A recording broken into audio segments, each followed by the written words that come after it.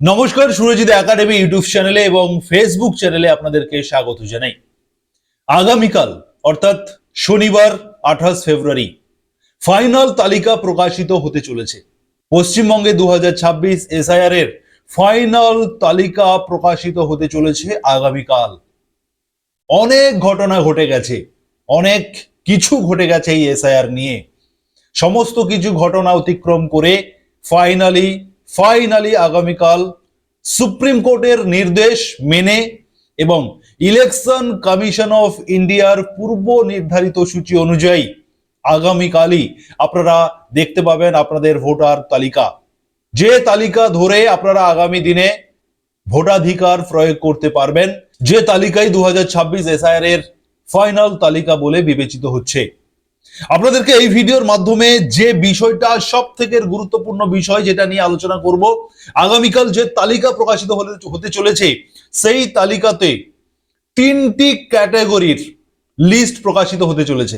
এই ফাইনাল তালিকাতে পশ্চিমবঙ্গে 7,08,00,000 ভোটারের নাম প্রকাশিত হতে চলেছে। এই 7,08,00,000 ভোটারকে 3টি ক্যাটাগরিতে ভাগ করা হয়েছে। প্রথম ক্যাটাগরির নাম থাকছে অ্যাপ্রুভড, দ্বিতীয় ক্যাটাগরির নাম থাকছে ডিলেটেড এবং তৃতীয় ক্যাটাগরির নাম থাকছে অ্যাডজুডিকেশন। অতএব এই 3টি ক্যাটাগরি নিয়ে আগামীকাল লিস্ট প্রকাশিত হবে। আপনাদের নাম কোন লিস্টে থাকতে পারে, এই ক্যাটাগরি মানে এই যে 3টি ক্যাটাগরি করা হয়েছে, কোন ক্যাটাগরিতে কাদের নাম থাকবে, কোন সমস্যা থাকলে আপনার নাম এই ধরনের ক্যাটাগরিতে ভাগ হয়ে যেতে পারে, সেই বিষয়ে আপনাদেরকে ক্লিয়ার করব এবং তার সঙ্গে সঙ্গে এই ভিডিওতে আপনাদেরকে দেখাবো যে আপনারা কিভাবে আপনাদের নাম সার্চ করবেন, কিভাবে আপনারা 28 তারিখে প্রকাশিত হওয়া যে ফাইনাল তালিকাতে আপনার নাম রয়েছে কিনা আপনি কিভাবে দেখবেন, সবকিছু ক্লিয়ার করবো এই ভিডিওতে। প্রথমত আপনাদেরকে বলে রাখি যে 3টি ক্যাটাগরি করা হয়েছে, তার মধ্যে প্রথমত হচ্ছে অ্যাপ্রুভড ক্যাটাগরি। এই ক্যাটাগরিতে তাদের নাম থাকবে যাদের নামে কোনো সমস্যা নেই, একদম ফ্রেশ, একেবারে ফ্রেশ ক্যান্ডিডেট যারা বা ফ্রেশ ভোটার যারা, তাদের নাম থাকবে অ্যাপ্রুভড, সমস্ত দিক দিয়ে তাদের সবকিছু ঠিকঠাক রয়েছে। 2 নম্বরে থাকবে ডিলেটেড ভোটার।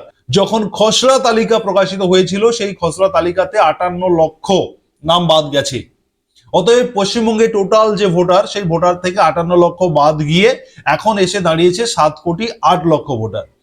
এই 7,08,00,000 ভোটারের মধ্যে হিয়ারিং এর নোটিশ করা হয়েছিল 30 থেকে 32 লক্ষ আপনারা জানেন নো ম্যাপিং ক্যাটাগরি ছিল এবং বাকি প্রায় 1,20,00,000 মতো ছিল আপনার লজিক্যাল ডিসক্রিপেন্সি। এছাড়া আরো অন্যান্য সমস্ত সমস্যাগুলো রয়েছে যেগুলো ভিএলও দের দ্বারা নোটিশ করা হয়নি বা নো ম্যাপিং এর মধ্যে ছিল না, অথচ ভিএলও মারফত কাগজপত্র যাচাই হয়েছে, এরকমও ছিল।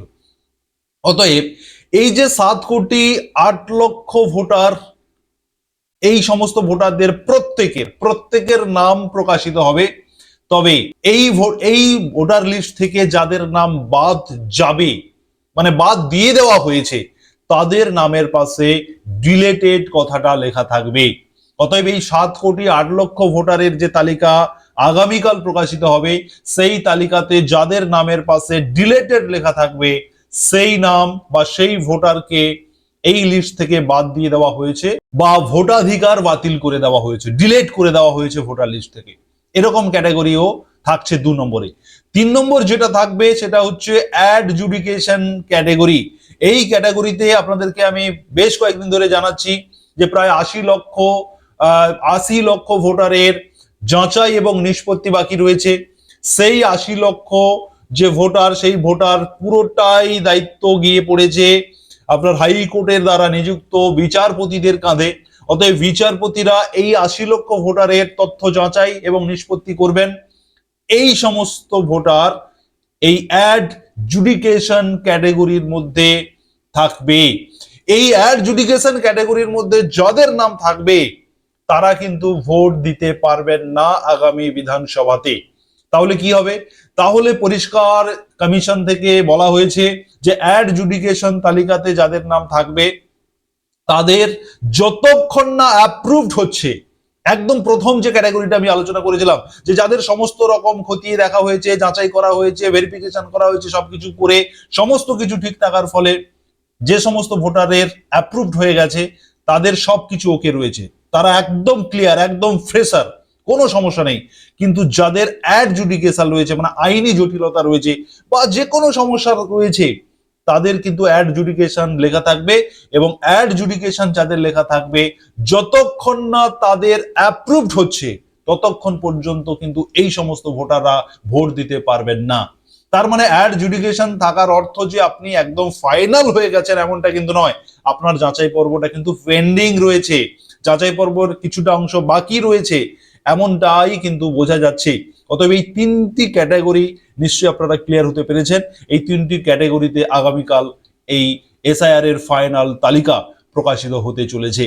এবার আমি আপনাদেরকে যেটা বলবো যে আপনি কিভাবে দেখবেন আপনার নাম ফাইনাল তালিকাতে রয়েছে কিনা, চলুন আপনাদেরকে স্ক্রিনে দেখাই। তবে তার আগে যারা সুরজিৎ একাডেমি ইউটিউব চ্যানেলে এখনো সাবস্ক্রাইব করেননি, প্রথমত আপনারা সাবস্ক্রাইব করুন, পাশে থাকা নোটিফিকেশন বেল বাটন অন করে রাখুন, সবার আগে আপনার কাছে নোটিফিকেশন পৌঁছে যাবে আমার ভিডিও আপলোড করার সঙ্গে সঙ্গে।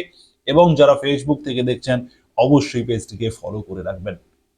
অন স্ক্রিন আপনাদেরকে দুটি পোর্টাল দেখাবো, যেটা আপনারা মোবাইলেই আপনারা এই ওয়েবসাইটটিকে গুগলে গিয়ে এন্টার করবেন, eci.gov.in, এবং আরেকটি পোর্টাল দেখাবো যেটা হচ্ছে ওয়েস্ট বেঙ্গল চিফ ইলেকটোরাল অফিসারের যে পোর্টাল রয়েছে, আপনারা গুগলে এন্টার করবেন যে chief electoral officer West Bengal লিখে, এবং ঠিক এখানে দেখুন লেটেস্ট নিউজ, ঠিক এই সেকশনে আপনারা দেখতে পাচ্ছেন কতকগুলো